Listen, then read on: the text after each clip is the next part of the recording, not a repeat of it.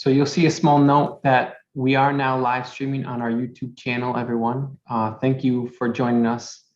Again, I believe we're waiting for Trustee McDonald, who will chair the committee. But we're still a minute shy of 5 o'clock. So again, my thanks in advance, and we are now live streaming.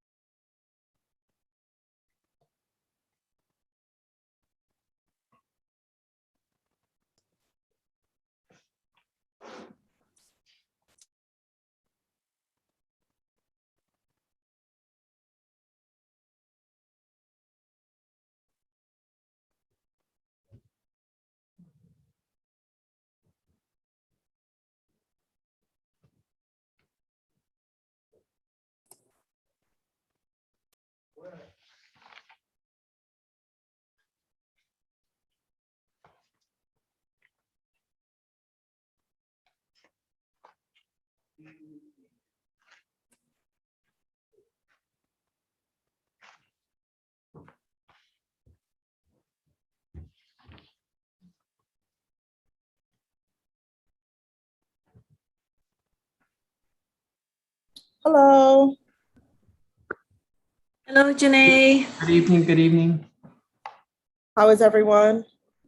Good, thank you. How about you? Doing good. Good. Good. So all the committee members are in, Janae, so. All of them are here? Yes, 'Cause I can't yes. see them. Okay. All right. Well, let's call the meeting to order and start with the roll call, please. Yes. Mary Kate Barron? Here. Janae McDonald? Here. Bill Johnson? Here. Maurice Lindsay? Here. Betty Esposito? Here. And Monique Seldom Riley. Here. Thank you. Thank you. We're going to start out with the enrollment outlook and perspective.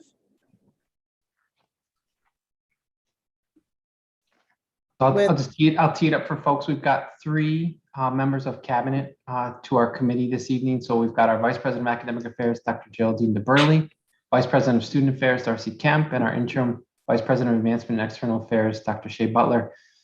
Enrollment is not any one individual's sort of responsibility. It is shared. It is a collective.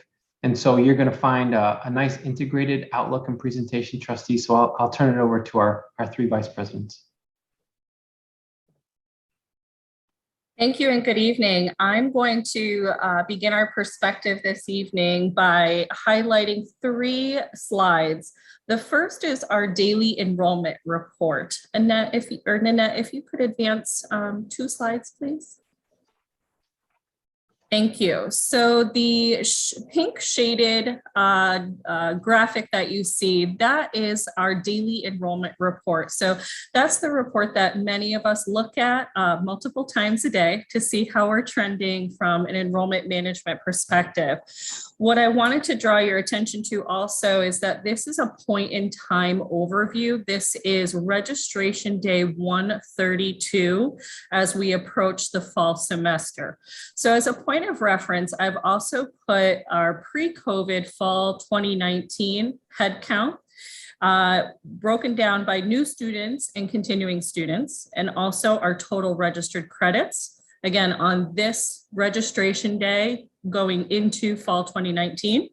And then I've done the same for last August, day 132, heading into fall 2020.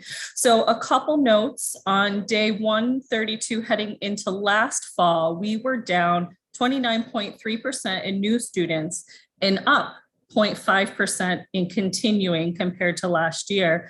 And on the same registration day this year, we are up 17.5% in new students and down 15.6% in continuing when compared to 2020.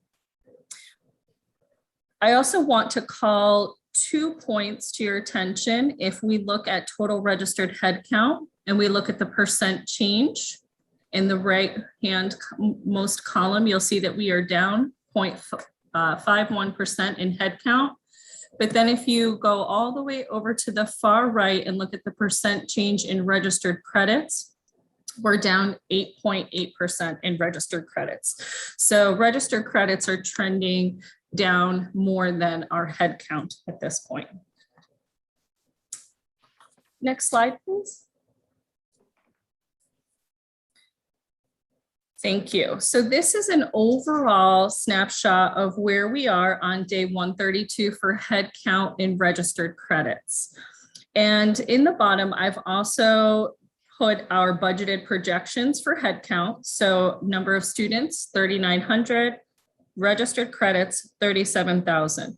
So if we take a look at where we are point in time for day 132, we're at 3,397 students, and we're at 33,319 for headcount. If you move to the left of that chart, you're going to see how that compares for students and registered credits, both for 2020 fall, 2019 fall, 2018 fall, and 2017 fall. So you can see that while we're pacing down in headcount and registered credits, just a reminder that that daily enrollment report is only looking at how we're doing now heading into fall 21 compared to fall 20. So I thought it would be important for us to take a look that, we're at 33,319 registered credits on this day 132 in registrations in our registration cycle. In comparison to fall 2019, we were at 49,011 credits. So just to highlight a couple key pieces of information there. Next slide, please. This last slide that I'm going to highlight is some really interesting information about our first-time first-year students. So what you can see if we look at the top sending schools, historically, if we look back even fall 2018 through point in time fall 21, we're looking at Springfield Central High School and Roger L. Putnam Vo-Tech Academy as two of the top sending schools for our first-time first-year students.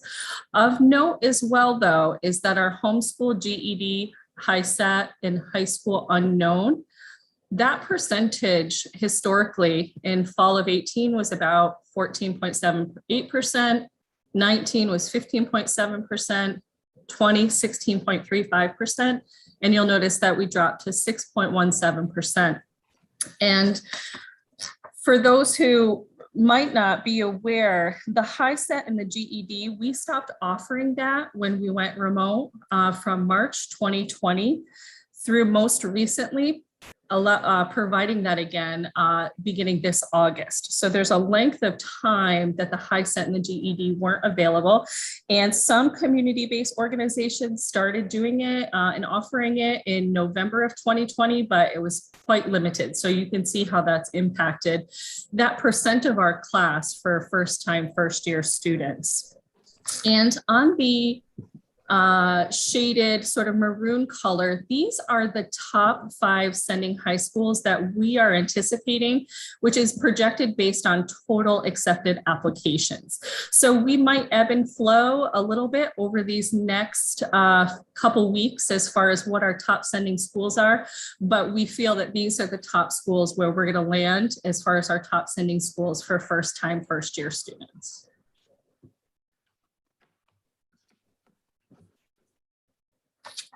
Any questions before I turn it over to Dr. DeBurley?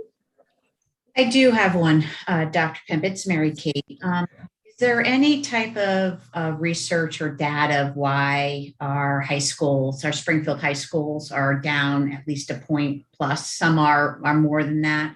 Any empirical research to tell us why? I'm sure there is. I don't have it right now.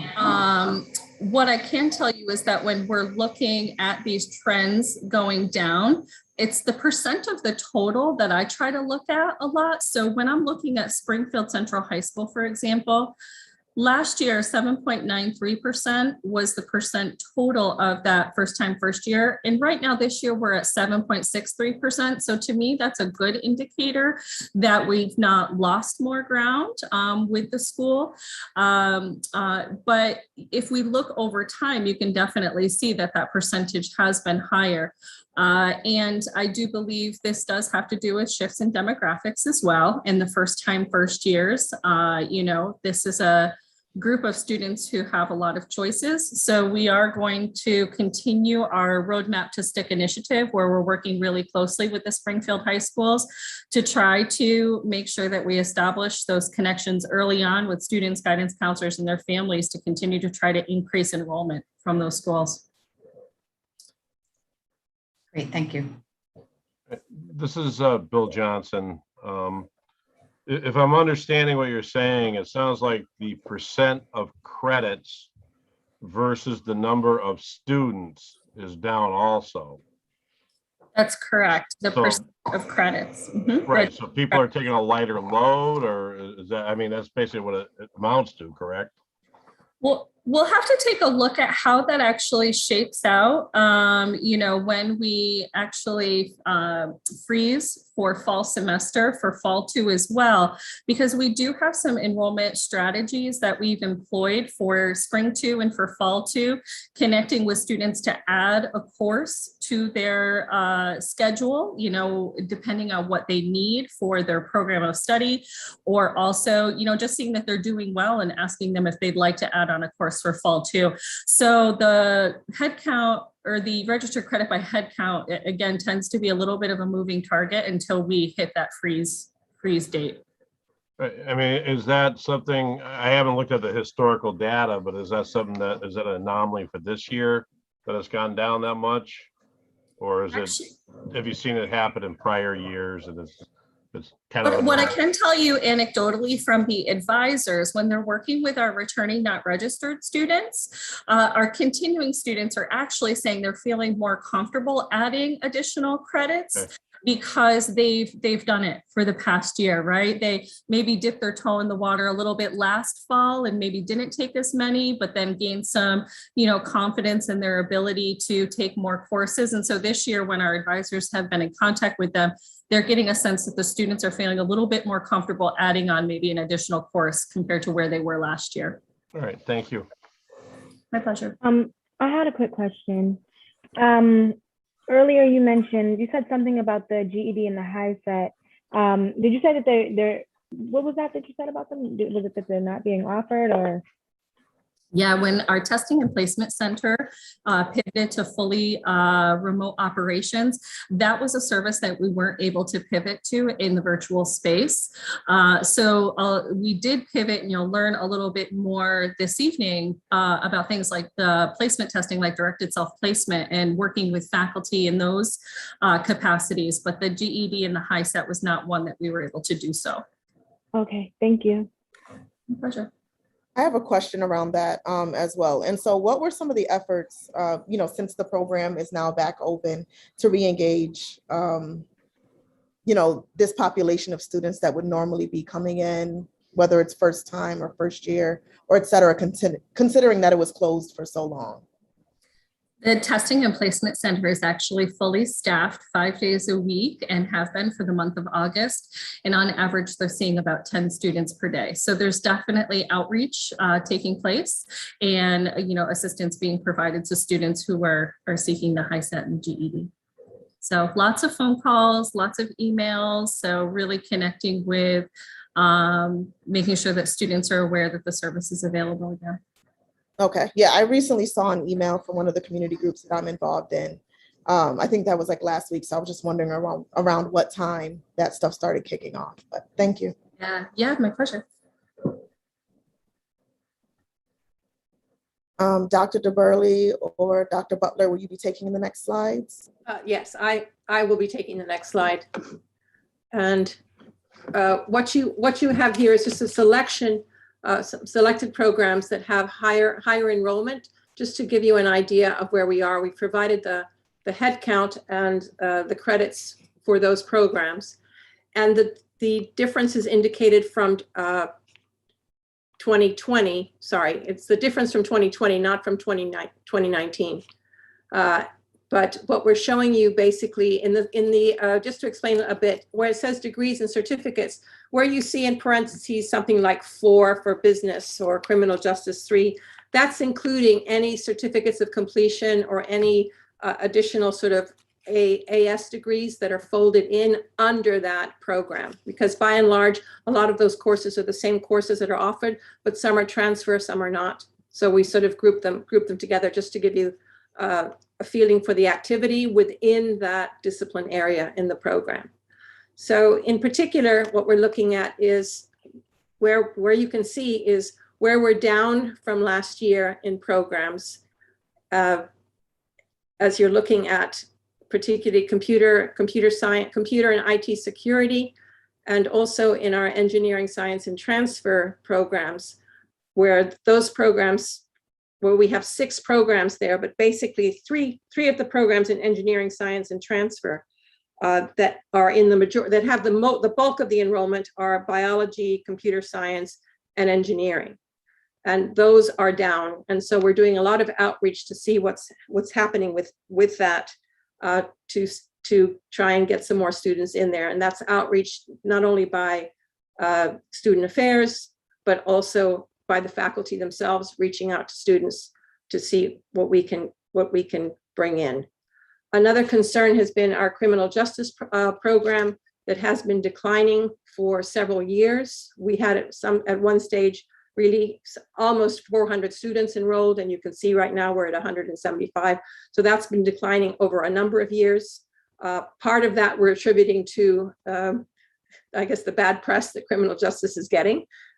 Could be part of that, but we have we have 3 programs there. One is a certificate of completion, but the other 2 are AS degrees. One is a transfer and one is not. The bulk of the students are in the non-transfer. So those are students that are seeking to have their undergraduate, their AS degree, but are not seeking to transfer. So it's more of an applied basis. The general studies, we have a lot of students in general studies. This is only one particular associate's, the liberal study, the general studies, which is not a transfer degree there. And we're showing, we're seem to be recouping a bit there in that, although as pointed out, I think Bill was mentioning in credits that we are having the same sort of number of students, but fewer credits are being attributed. So that's something else we're looking at, because as noted, that's where the revenue generation is there to help cover. Where we're healthy and we're doing well we're up is in our health science program. And that is another program in which we invested a lot of time and effort a few years ago to kind of provide a health pathways for students. That seems to be giving us pretty good return on it. Our mechanical engineering technology program seems to be holding its own for right now compared to last year again. So that's the difference from 2020. The difficulty is that we can't really pat ourselves on the back because 2020 was not a good year in itself. Any questions about that? I have a question. Sure. For example, for the criminal justice numbers, how those are down, and some of those, the programs that are non-transfer, is that where we are seeing the decline for the non-transfer students, or do we know what portion of those between transfer and non-transfer that we're seeing the decline? We're seeing a decline all the way across the board in all of the programs. The certificate of completion has minimal enrollment, but in both, for right now, for example, the non-transfer has 103 students and the transfer has 74, but both of those programs are down. So it's not one over the other. It's in general, criminal justice is down. Dr. DeBurley, it's Betty. I just have a quick question. Nursing. Yes. I see that is, the head count is 179 on here. That would be for the 2 years, right? Freshman? No, that count is only for now coming in for fall. We're looking at the fall enrollment. Yeah. Okay. Of what we had on 8/24. Now, how is that compared to previous years? It's down. And what's going on with nursing are 2 things. One is that given the difficulty we're having in identifying clinical instructors, to cover our clinical sites. As the ratios have changed, we've had to increase the numbers of clinical instructors, and that's been difficult. We reduced the number of students that we would accept by 10. However, the other thing we've had is in nursing is we've had another sort of 10 students basically who have withdrawn from the program and have not returned. And that is an attrition that we had from last year that seems to be continuing. We've had that issue with the nursing students having a number of personal issues and did not return. Okay.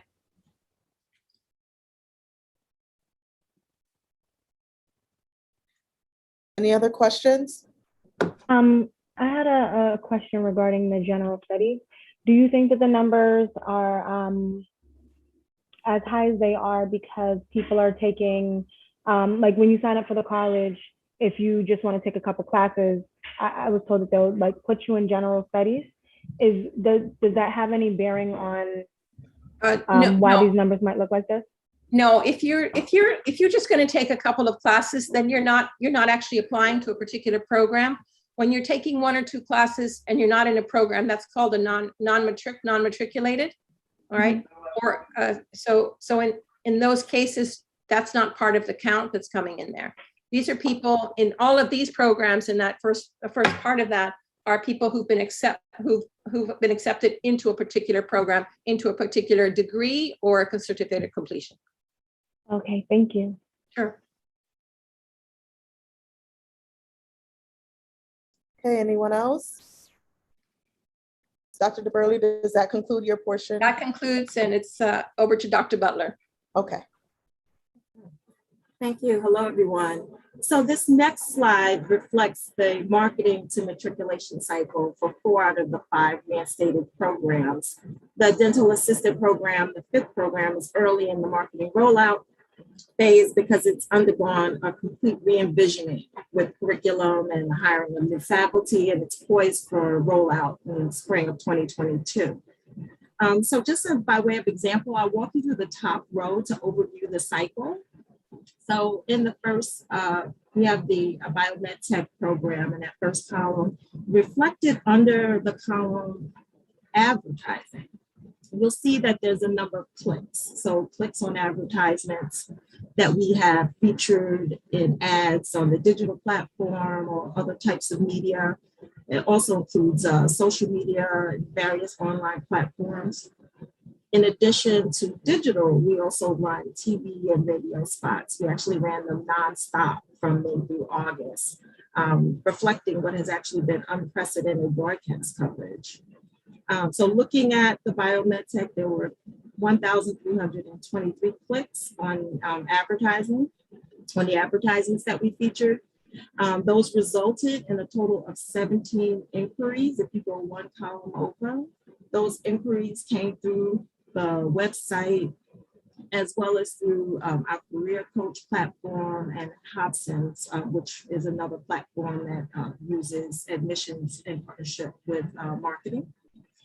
And so these inquiries were made, there were 17, there were 12 plus 4, and then another one through Hobson's. So from those inquiries, we see we had 13 applications.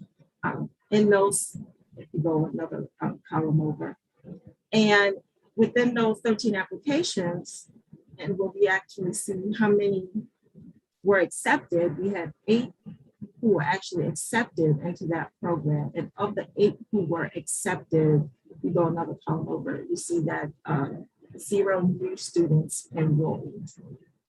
And so that's how you sort of read that column going over. You see the credits, and then the last column over, you see the spend dollars. And those are the spend dollars for each program. And that would be the same way you would read it for beneath it. So in sum, I would say, looking at the enrolled columns at the bottom, the college enrolled a total of 11 new students. We had 12 continue, and these 12 were those that are already enrolled in our Teach Out program, for a total of 23 students enrolled across the 4 programs. total of 218 credits on a spend, marketing spend of over just $112,000. If you look at the last column, you add fiscal year 21 and fiscal year 22 dollars. We go, one point of observation before we leave this slide is that there's still a great interest in our health programs, as you can see, and as is indicated by the number of inquiries in the dental assistant program. So the highest number of inquiries, but with a very limited targeted marketing associated with it at this point. Next slide, please. So this slide is really an overview of the college's strategic marketing initiatives that we expect will boost our academic program enrollment. In taking this strategic approach, we've engaged Interact, which is our digital agency who focuses exclusively on community colleges. They're partnering with us on the development of a data-driven strategic marketing plan with an October date of deliverable. Our approach, future forward, will be to use, and when I say data-driven, we're going to be using labor market data, salary trends, BLS, Bureau of Labor Statistics data, to inform how, when, and where we market. And the remaining bullets on this page are really an overview of those mediums of the how, when, and where. So we, as you can see, take a multifaceted approach that uses digital, multimedia, advertising, communications, as well as branded items. So when you wear a stiff t-shirt out into the community, you are advertising for us. And for that, we are appreciative. So our strategy for fiscal year 22 marketing is to take a more program-specific approach. We are working with the deans to identify 2 programs in each school that are under-enrolled, but maybe have potential based on, because we're taking this data-driven approach based on data from the Bureau of Labor Statistics, salary data, what we know of employer demand in the region. And we're investing marketing dollars to take this targeted approach. That said, I think it's important to note we will not be neglecting our other programs because we will be leveraging those low and low cost media platforms, things like press releases, feature stories, videography, things we've been doing that have also proven effective. So by taking this targeted phase approach to strategically market our academic programs, we are making a more coordinated effort with the outcome we anticipate being able to boost our academic program enrollment. And with that, I will take any questions that you may have. I have 2 questions. Is the marketing spend on the previous slide inclusive of all these other marketing efforts as far as like print ads, television and radio, or is that just for the digital marketing? That's just the digital marketing. Okay. That's what we, well, no, that's I'm sorry, that's a total marketing. What you see in the first column, the click-throughs, that's just the digital social media. Okay. You can't capture what the impact was of commercials. Okay. And then my second question, I mean, it seems awesome that the clicks are up from last year. Like there's a very stark difference between last year and this year. But I'm wondering, considering the amount of clicks versus those that are actually enrolling or showing interest, do we have any idea of where we think we are losing people, or? Can we go back to the previous slide? Just how is breaking up. Yeah, Oh, you're Keith, breaking up. I don't know if that's the way for anyone else. Yeah, Keith, you're breaking up a little bit. What I would say to that really important question is our enrollment trends do not encourage us to be more ambitious with these numbers. These are in effect what we saw previously with student recruitment. I don't know that even with this type of investment, which is obviously pretty significant, that we would expect to see higher enrollments for these programs. These programs were small to begin with. Okay. I think it would have been helpful, considering that we saw the advertising from the year before. I think it would have been helpful to see what the enrollment, the applications or the inquiries and all that other information would have been for that prior year as well. Maybe would have helped put it into a bit more perspective, but okay. Are there any other questions? Yeah, Bill Johnson, Dr. Butler, with everything you went through with this, and I guess I'm going to play Monday morning quarterback and ask you, is there anything you would have done differently to try to get these programs noticed or get students enrolled them? I mean, or do you think you really didn't miss anything? I guess that's the question, you know, in retrospect.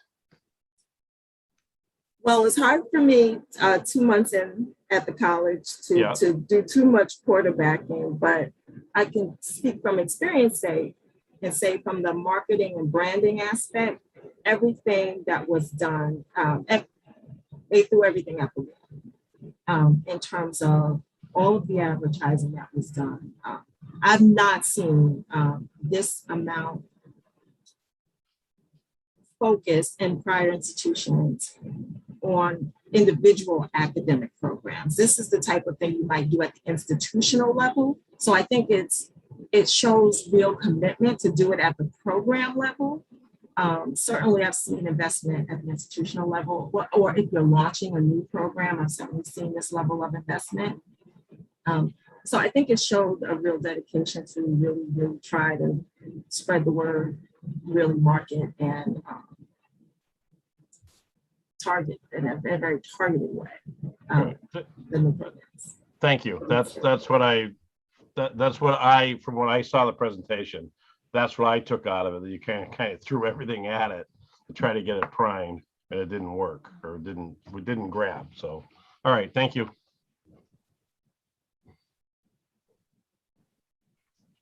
Do you have any other questions?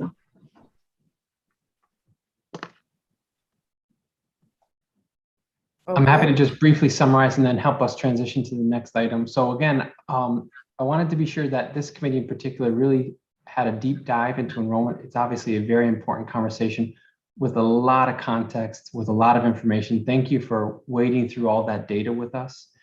You know, obviously in Ways and Means, in that committee, we talk about budget, but we wanted to be sure that we had a depth of conversation here in internal, external about the operational, programmatic, marketing, things like that. So we'll continue to try to provide that and certainly pick that up, Trustee McDonald, with this idea of a comparator even at the November meeting around what have we done in the past, what kind of advertising have we seen, what kind of clicks, views, things like that.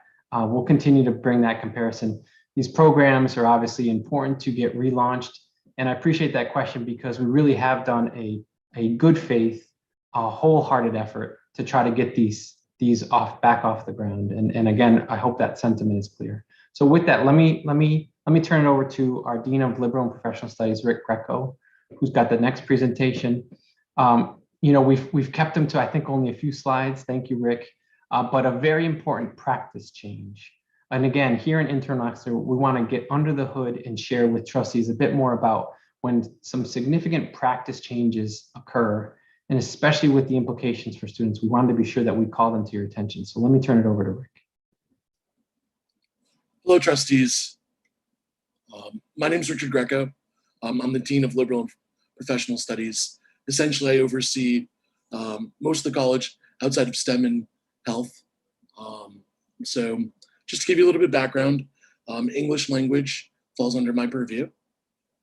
And with the advent of COVID, our testing center was unable to offer something that was called the AccuPlacer. The AccuPlacer is a standard across the country that's used for English placement, also used for math placement. And what it does is when the student comes in and completes it, a score is spit out and a recommendation is then made based upon how a student performed. So with the absence of that, it gave us the opportunity to try something new, try something a bit different for STCC, but something that's rooted in a lot of research that's been around for nearly 20 years at this point. It's called directed self-placement or guided self-placement. Nanette, next slide. What is directed self-placement? Directed self-placement is an opportunity for students that have enrolled in STCC to begin their journey into the English world. Directed self-placement is one of many methods that we use to place students. There is a common assessment policy across the Commonwealth of Massachusetts that lays out different modes and modalities that we can use to engage students and determine where they start when they come to see us. One of those is a GPA. For English, it's above 2.7, and it's got to be, it has to be within the last 10 years from their high school experience. If that's the case, they automatically receive an exemption and they can enter college level composition. With directed self-placement, it's aimed at those students that performed lower than a 2.7 or their placement was older than 10 years old. Additionally, could also be used for students that didn't attend an accredited high school in the United States. With directed self-placement, students will answer a series of questions regarding their confidence and their experience in performing certain tasks. You'll see an example of that on the next slide as we move forward.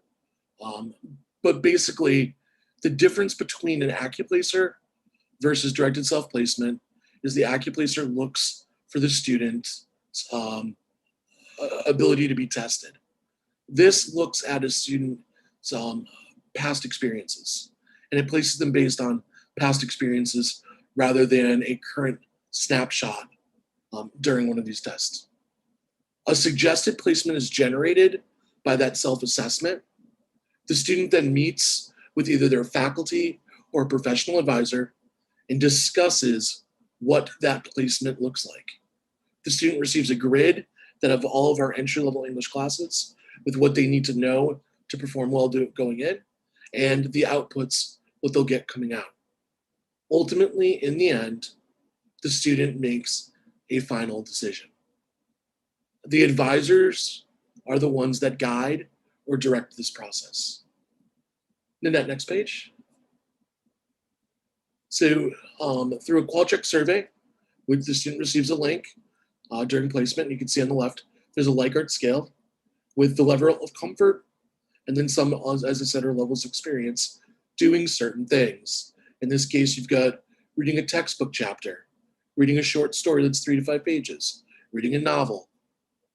But it's about 30 minutes worth of self-reflection that tells us when they come out, what placement might make the most amount of sense based on where the students think they are.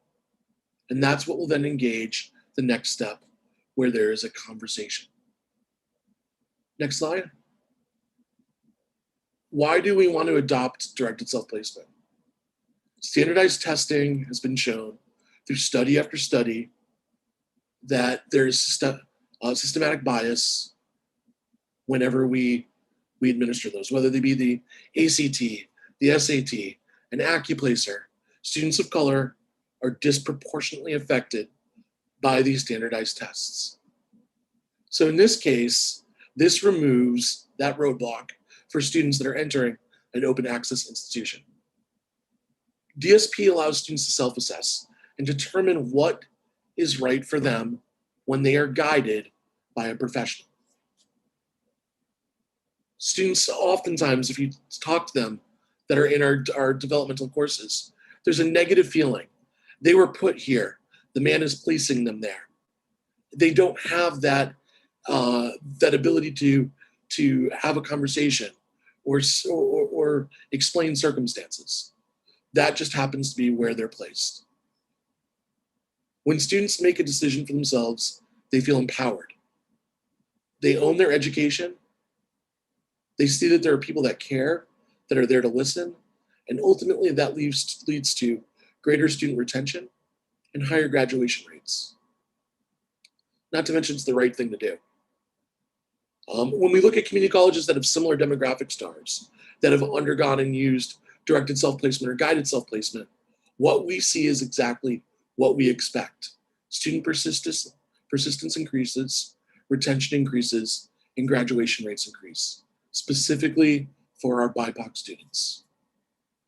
Finally, directed self-placement itself is an anti-racist practice. And as STIC is invested so much in its anti-racism and inclusion alliance, we feel that this is something that we must do to honor that word. Do you have any questions? Thank you. I have a question.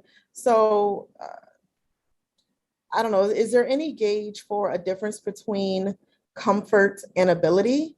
And so I'm wondering during the self-guidance process, right? We may have some students who are uncomfortable with reading a novel, but have the ability to do it. And so, you know, are we giving enough context to the student to be able to appropriately answer something like that?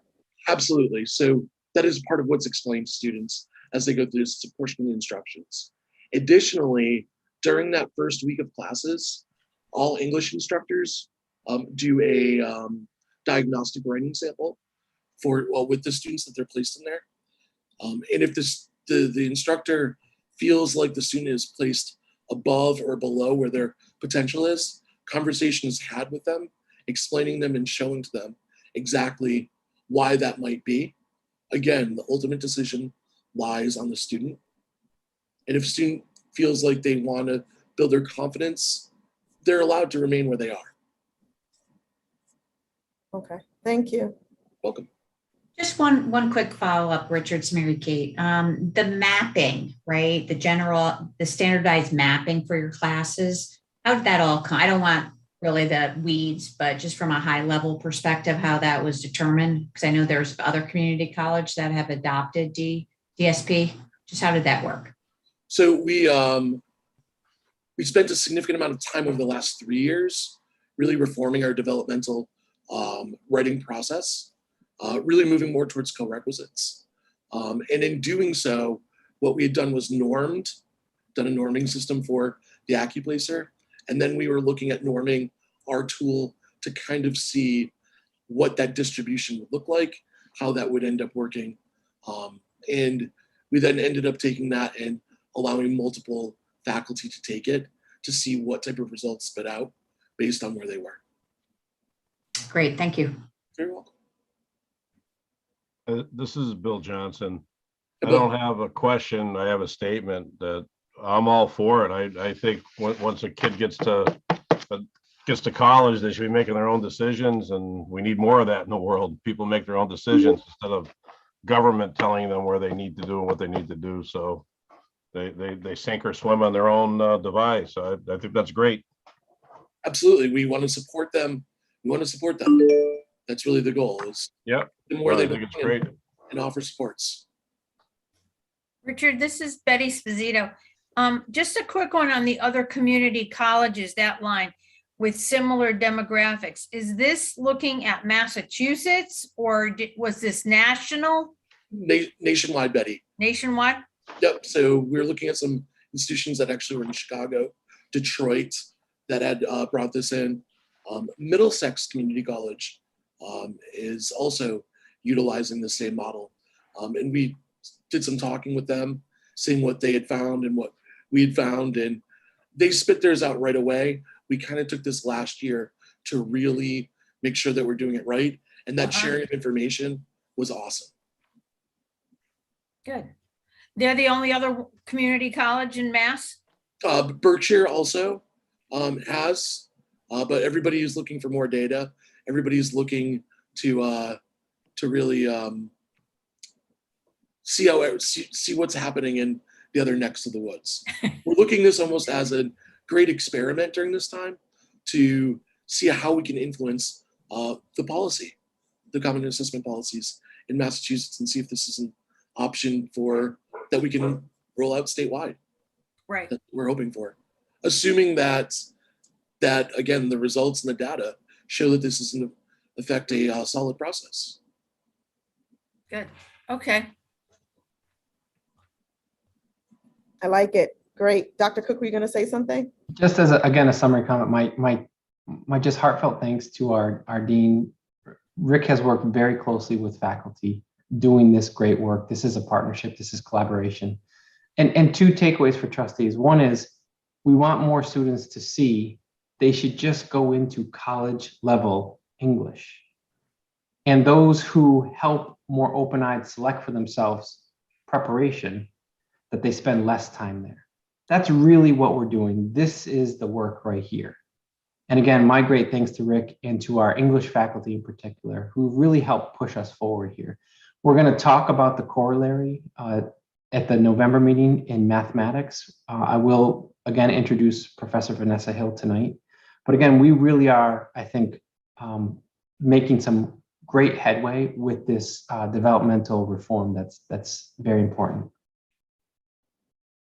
I like the approach, Richard. Thanks, great job. Thanks, Maurice. I appreciate that. Okay, thanks, Rick. We're now going to move on to our updates and revisions on IT policies and security outlook. Thank you. Good evening, everyone. So tonight, I just want to give everyone an update on what we've been doing in IT in terms of security and some updated policies. So first is the information security awareness training.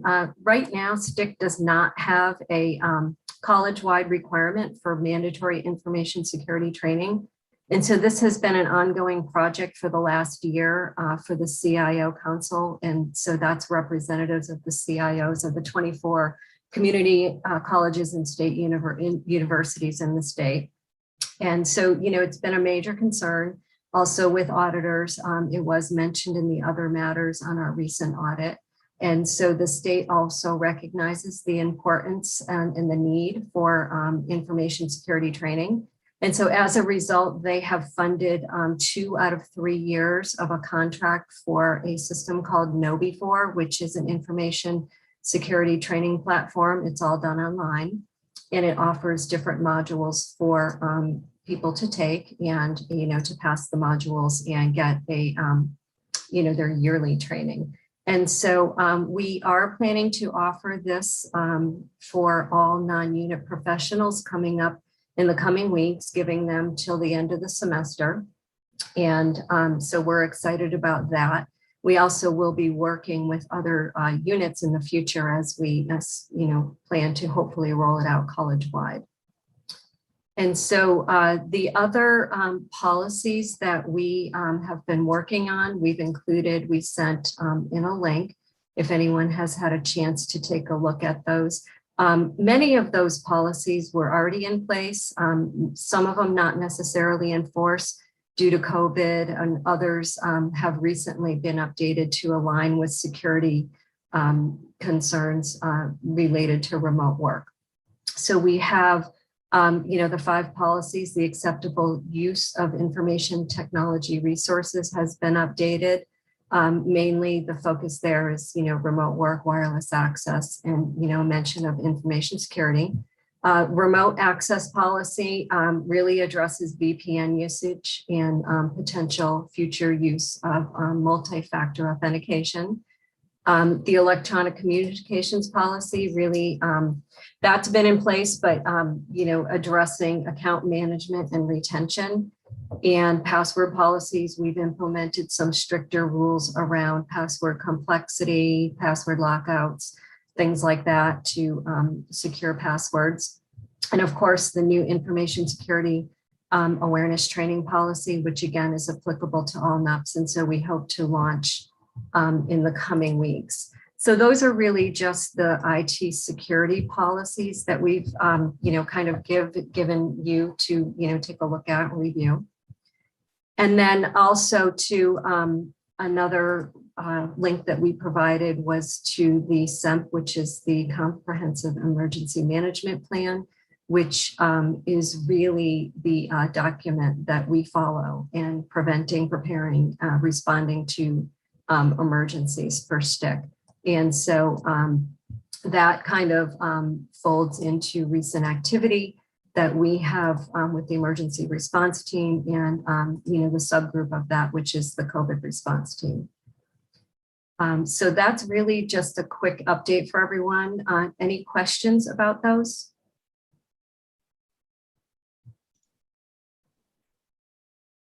Again, can't help but jump in. So again, Mary Kozlowskis is our CIO and Assistant Vice President, everyone. And she is incredibly helpful and comprehensive. She is too humble as well. What she was describing with that know before training, that is Mary really willing that forward across the 15 community colleges, not just on behalf of STCC, because we do need to engage our unions, our collective bargaining units. Mary has really helped organize the 15 community colleges together, so we have the same training, quite honestly. That will be significant to have that in place. That will go a long way in terms of putting a foundation underneath us with some of these fundamentals, if you will, with trying to protect ourselves against cyber attack. Within the policies, again, I want to sort of just zoom out a little bit with trustees. If there were some significant changes or we weren't editing or revising policy, we would bring them to your attention and perhaps even seek a vote of endorsement for them. But these are pretty standard operational edits. The one thing to help call out and really put a fine point on, we are going to be notifying retirees at some point this fall that we will no longer be able to support those who are not current employees maintaining a stick email address. There are a number of cybersecurity concerns that go with that, but we will be sure that we communicate that well in advance and on multiple occasions so that any of our retirees who might still carry an stcc.edu email address are well informed, and we will help them migrate perhaps to a Gmail or other email address. But that is something we just want to be sure that you hear about in case other people wonder why the college is changing that. Again, not a huge correction. We just want to tighten up some of these protective measures. Thank you. Any other questions or comments? Yes, just a general question. How confident are you, Mary, in our ability to, for the institution itself in terms of security to prevent or deal with like any ransomware attack on our institution to get to our records or things of that nature? So I would say my confidence level is good. We have put in quite a few systems in place in the last year that would address any concerns with ransomware in particular. We are working to strengthen some other systems as well. But what I would say is that, you can put millions and millions of dollars into security, but really it takes just one person to give up a password or do something. And I really believe that, the basics is starting with information security awareness training and really informing the user population of how to avoid risks and what to do and what their responsibility is. So I would say that we are working every day to strengthen, and things change as well. So what you put in place today could be useless tomorrow. So I think that following best practices and doing what we can to strengthen our systems and our policies, but also keeping everyone informed and trained. It is really sort of like a multi-faceted approach to security, and it's not just one area, but it's many. Thank you. Any other questions or comments? Okay. My fellow trustees, thank you. You would see that we actually had a conversation with the All Unit Congress in our packet. There were no accompanying documents with it. We were under the impression that they did not have anything to present. And then at the last minute, the information that we did receive didn't have enough details that we needed to have the appropriate conversation. So I decided to table that conversation until the next committee meeting, just as an FYI. If you see it there, but you don't see any accompanying documents or presentations like all the others that we heard tonight. And with that being said, we can move on to the president's perspective. Thank you again. And again, at the top of the program, I was sharing with some of the trustees, the start of trustee meetings means that summer is concluded and we are on our way, and it's great to have the group together. I appreciate the questions. And you see, again, many of the faces here, we bring our full complement of administrators, our cabinet members here, depending on what may come up. And again, our team has been working truly nonstop over the summer to position us. So 3 areas. Let me share a little bit on COVID. I won't digress too much into some of those documents, but what you'll see is we spent a lot of time changing our stance. Over the past year, we had what was called a campus repopulation work group. When we contended with a stay-at-home order, and then these phases and transitions from the Commonwealth of Massachusetts, we needed a work group to kind of get our hands on how do we start to come back on campus.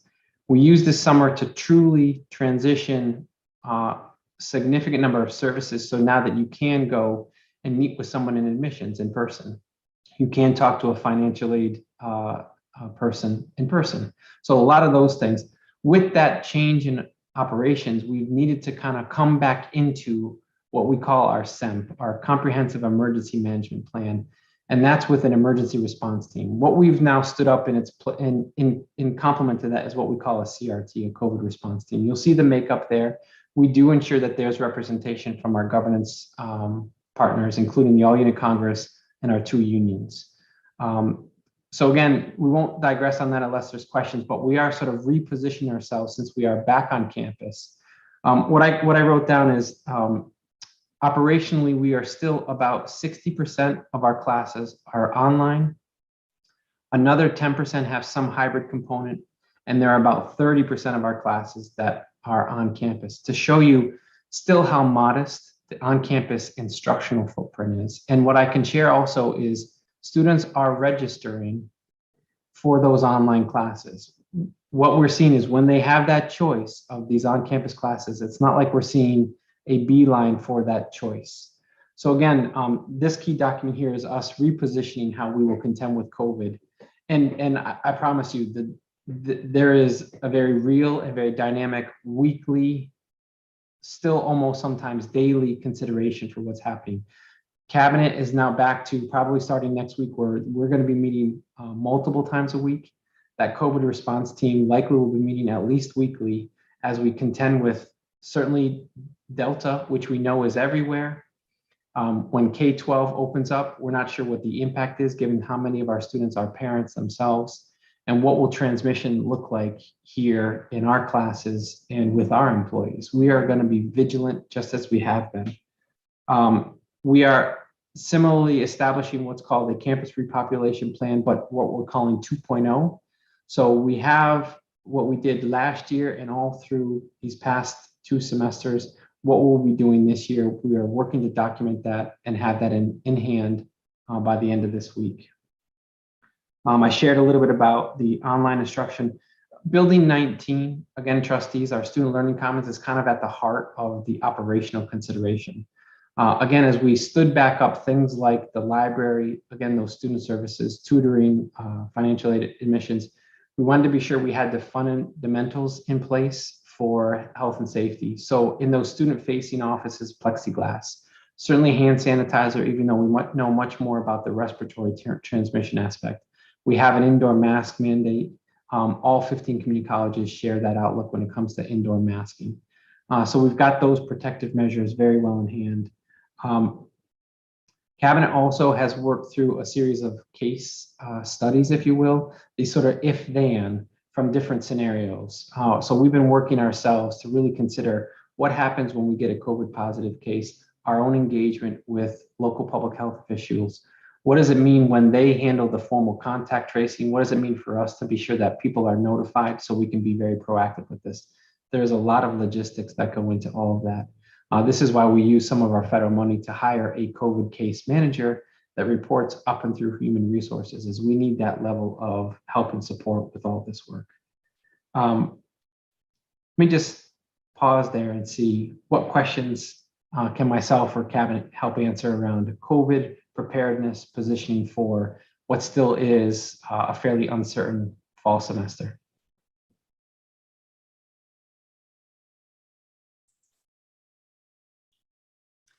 So Dr. Cook, I know that vaccinations is a major concern moving forward. Just some where you stand with that, with the consortium of the other presidents, and maybe just some high level stuff. High level stuff for sure. Great point. We know that that is the best protection for us, our institution, our students, our families, is vaccination. And we continue to contribute to encouragement efforts. And we still do host that Thursday on-campus vaccine clinic, and it's open to all, community or otherwise. So high level is a couple things for us is if and when there's some change in view where there might, let's say, be a requirement that way for students and or employees, we want to be sure that it is done with a great deal of engagement with our unions. We don't want to surprise anyone. And so there's a lot of that kind of consideration out there. We also know if and when something like that happens, how do we manage that? That's a lot of, dare we say, using an old term, a lot of paperwork. It will be digitized, but there's going to be a lot of consideration, even just on the student side of things, for how we manage and keep track of all that type of information. So we are still talking actively. To that final point, to our board chair, the 15 community colleges will work in lockstep. This is not something isolated just to STCC. Because the 15 community colleges bargain with our units, 15 colleges together, we need to be sure that if there's any decision making, it happens collectively by all 15 community colleges. And so those are the considerations.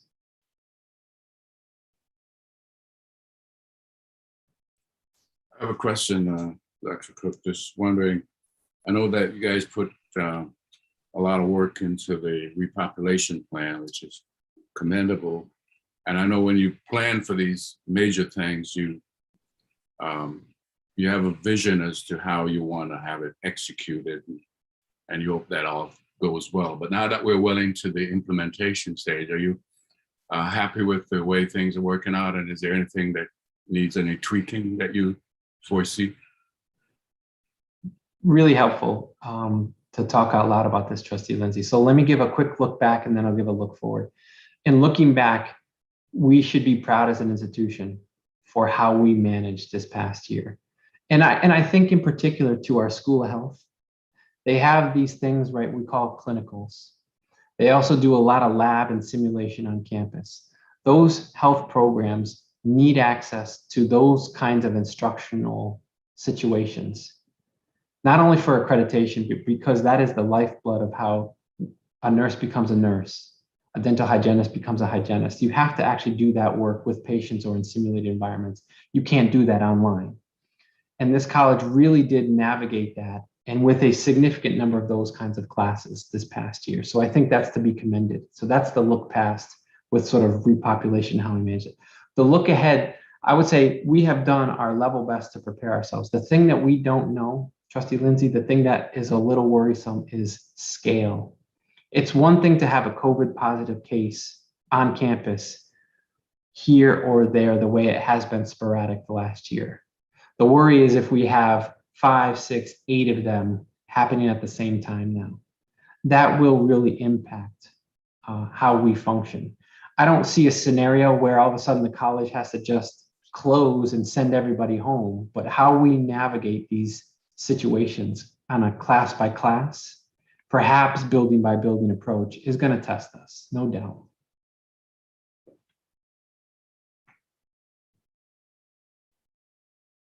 Great, thank you.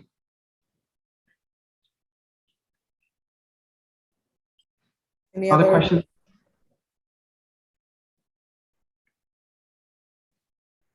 So 2 other things, and again, happy to take any questions from folks. You'll see there was a personnel update, again, on a sort of more or less quarterly basis, depending on the timing with internal, external. We send a list of new hires, full and part-time, separations or retirements for folks. So you'll see all that. Just a few call outs, and happy to see any questions. You'll see it's pretty modest. What I hear anecdotally from other colleges is there is perhaps a higher level of change.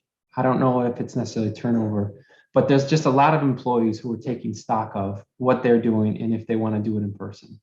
There's just a lot of that is going on, and public higher ed and community colleges are not immune from that. But you'll see it's been pretty modest for us. A few folks to note. So you'll see on the call, trustees, Professor Vanessa Hill, our Foundation Innovation Fellow and Special Assistant to the President. Vanessa, if you just want to say a quick hi. Hello, everyone. thrilled. We're going to give her some runway. So she's going to be on the agenda at the November internal external, giving an update on where she is with her leadership of reforming developmental mathematics for us. A big undertaking in its own right. She, I also know, would be quick to point to her colleagues in the math department with the work that they're doing. And she's right there in the mix, seeing also, wow, these administrators do a lot of meetings. I think if that's fair to say, Vanessa. Absolutely. So we welcome her, and we're thrilled to have her in the role for a whole year with a great project that we're looking forward to. Gladys Franco, give Gladys a chance to say hello. She's our interim assistant vice president of workforce development. Hello, everyone. I'm really happy to be here and looking forward to working with each of you. So Gladys is, and part of her portfolio is what we were talking about earlier, high set GED. How do you deliver something like that under pandemic circumstances? So Gladys is jumping into the deep end with some of those kinds of considerations. In the meantime, how do you offer CNC training? How do you offer phlebotomy for credit or non-credit? How do you continue with that water industry training? So these are all the things that fall under workforce development that Gladys will be thinking, working, helping position us for. So welcome to her as well. Last on the personnel update. So we have used this window, if you will, to make some significant investments in faculty. While we have federal money, and we are in some ways balancing our budget on that support, we have a number of new faculty. It's somewhere around 10, give or take, depending on how you want to look at stuff. 10 new faculty, full-time faculty, very precious lines for us. 10 who have started in a variety of disciplines, and these are not folks that would have gone through recall as part of the reinstated programs. So 10 new faculty have started with us, which means when there was retirements, we really looked long and hard at, are we able to invest in these? What's the need in those programs? And Academic Affairs is doing a very comprehensive new faculty orientation. I believe it's multi-day. It started today.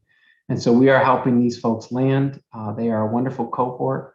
We're hoping they build some bonds with one another that'll last them all the way through the tenure process 6 years from now and on through what is again going to be a very important year for us at the college with implications down the road for strategic planning. So just wanted to be sure you heard a little bit about the personnel from administration all the way through to faculty. Any questions about that?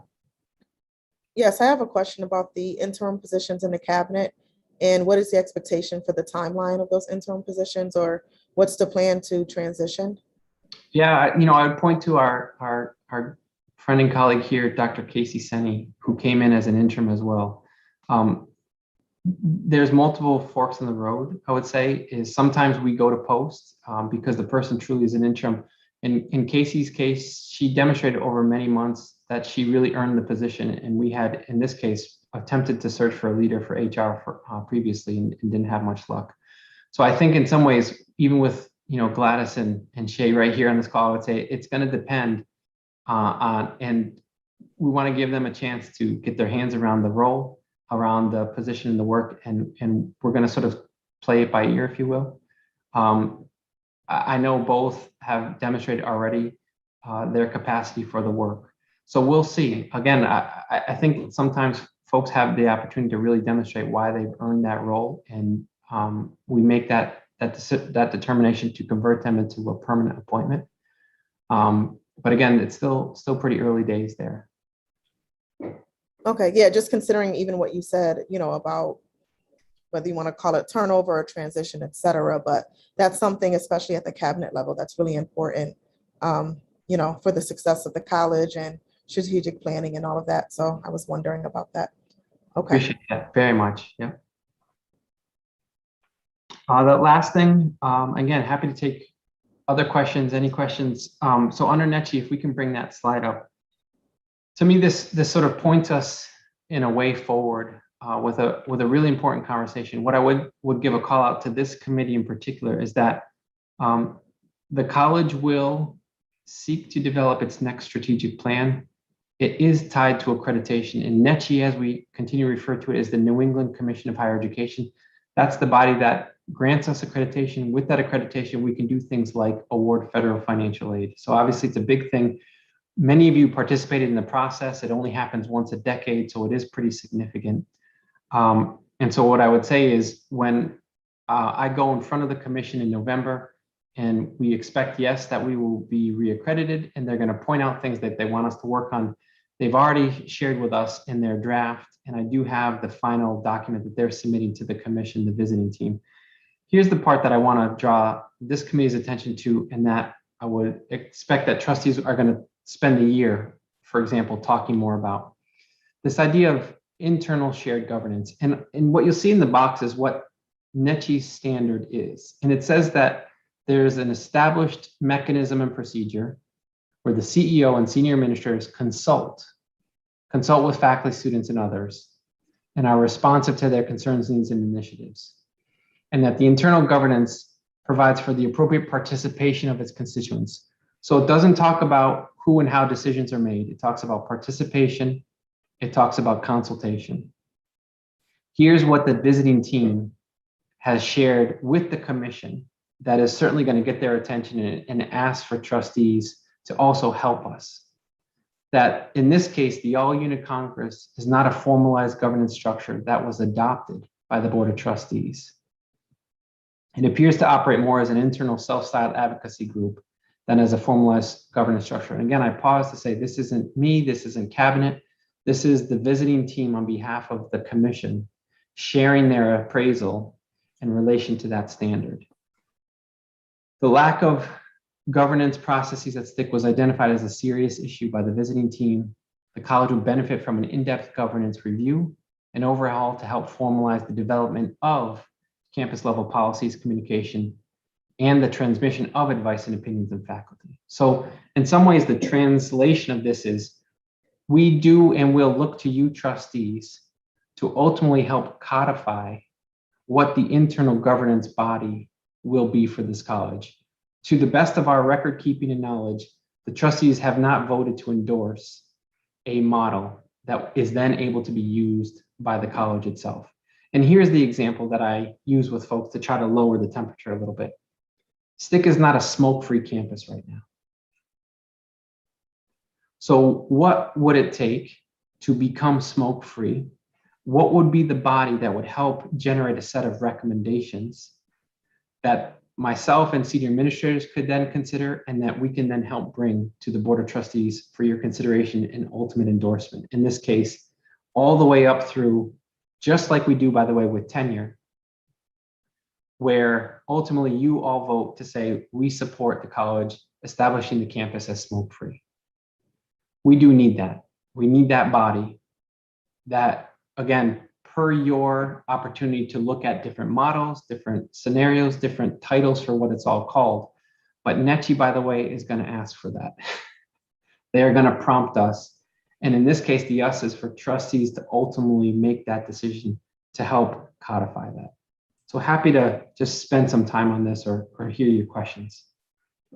Not a question, Dr. Cook, just more of a comment. I think, as you stated, a lot of us participated in the self-study, all the great work that everyone did, the faculty, staff.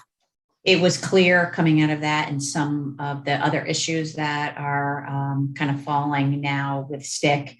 It's not just the overall structure, as Trustee McDonald said, it's strategic planning, it's governance, it's facility planning, looking at bylaws, missions, charges. So, you know, that's going to be my conversation that I have with the executive committee first, that we will bring to the trustee of potentially hiring a consultant to kind of fold all of this together, because there's great opportunity, but with that comes a lot of hard decisions moving forward. And I don't see them in isolation. I see them more as a cross collaboration and putting everything together and working together with our faculty, staff, and students, as you have, and the administration, of course, as you said. So I think more to come, you know, from a board perspective. But there, as we all know, there's a lot that came out of NECHI, very similar to what Mary, you said with a lot of your issues and that were brought up, right? from an IT perspective a lot, and even from a training perspective. So I think it's a bigger thing, Dr. Cook, and that's what we're going to be discussing as we start to kick off the next school year. That is right around the corner. This is Bill Johnson. When I saw this was on the radar here, it looks like there's, and correct me if I'm wrong, Dr. Cook, but it looks like there's several different ways to do this. Academic Senate, is that one of them, or is that? I'm just reading up. I just pulled some documents. I just Googled some different stuff. It looks like there's not one cookie cutter approach, is what I'm getting at. But what I do see out of all of them, from what I've been trying to read, is that it gets back to what you said. It's more about bringing all the parties together to get all the different varied thoughts and then bring the recommendations to the appropriate committees for approval. Is that, am I oversimplifying it, or is that? No, those are all the tenets, if you will, Trustee Johnson. And I would say, yeah, they go by different names. College Council, College Senate, you know, all those ways that you sort of show that group. There's also ways to acknowledge collective bargaining units. And we see this in other examples as well, because we have some of these elements baked into for example, with our MCCC contract. I mentioned tenure. There's already a shared way in which the union plays a role, administrators play a role, and trustees play a role in how a individual becomes tenured at the college. So we have some of those examples already in place. What we, again, come back to home base on is you all as trustees haven't helped declare what the model is and what the representation will look like. So I think we need to pull, I think what, correct me if I'm wrong again, the recommendation is to pull all the fragmented boards or the little committees we have into some organized umbrella and say, okay, this is our governance, I guess. Is that, again, I'm probably oversimplifying it, but many would welcome that. And for sure, yes. And again, it points to a place where you have all at the table. I think that kind of interface will be very, very helpful. Is there a place where the current governance structure is located, like on the school website? Like, is there like a flow chart or something like that so we can access it? You know, Trustee Sullivan, you forgive me, I almost will need you to read that chapter in our self-study. Okay. And because it takes a narrative to actually describe it. I mean, I took to sort of referring to it as a three-legged stool. You have an all-unit Congress, and you have two collective bargaining units. You have two unions. But that doesn't even necessarily get our hands around it. That doesn't include student representation. And it doesn't actually formalize the role administrators have to play in the interface. And so that's what you see in other examples, a college Congress, a college Senate, things like that, is representatives from all these different entities in a body, let's say, of 10 or 15 individuals. That becomes a forum of sorts. So again, I applaud that notion of trustees perhaps utilizing a consultant. So you too can look at other examples, other models, and can also gauge from our current stakeholders, can ask our employees, our faculty, our staff, can ask students, what would you like to see as this governance structure? Again, I think we have our work cut out for people to not feel like the college is now going to be operated by a committee. What we need is, according to NECHI, a place where there can be communication, consultation, participation. yeah, and Dr. Cook, if I may, I think that's why we're at where we're at, because she asked for a flow chart. We don't have one, so that's what I think we need to right. I think forgive me because I should have just said that succinctly. That's why we're at where we're at, because there's not one. It doesn't exist. Okay, we need to make a big, beautiful one. That's all. We got this. And I think a consultant is definitely in order, considering bandwidth, and just having someone with the expertise and the experience of structuring or dealing with this. I know I certainly have had my work cut out for me on this board during my time at the college. So I think that that makes sense. So we can see some other models and get the heavy lifting done that way.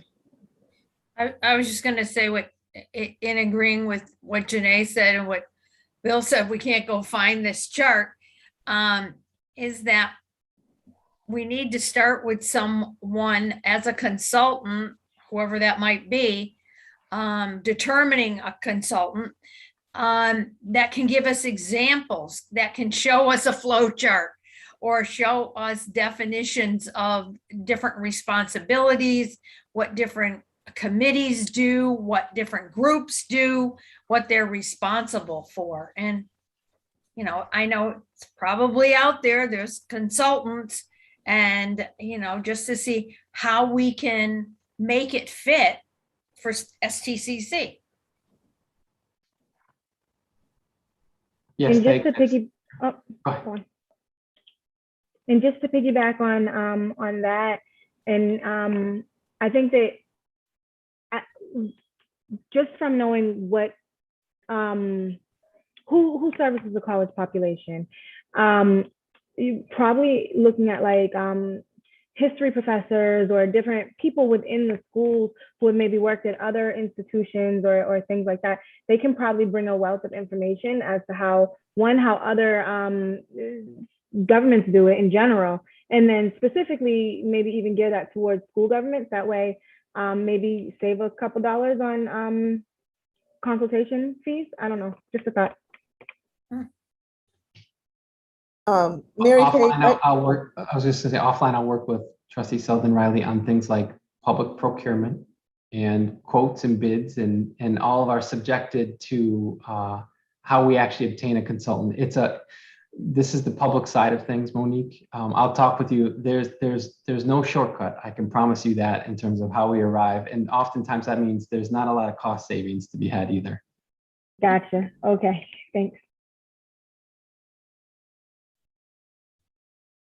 No, I was just going to ask, I'm wondering if, is ACCT, do they do that underneath their consultancy umbrella? I'm just wondering, that's one of the groups that they do. Consider. Okay. Yeah. So for example, right, the entity, Association of Community College Trustees, ACCT, of whom this board has hired to handle my evaluation, they absolutely have other people in their shop who do this kind of consultancy on governance. And there's a number of them, just like ACCT, that work with colleges and universities across the US and do this work every day with them. So there are definitely some very professional, very seasoned outfits out there that would be interested in working with our board.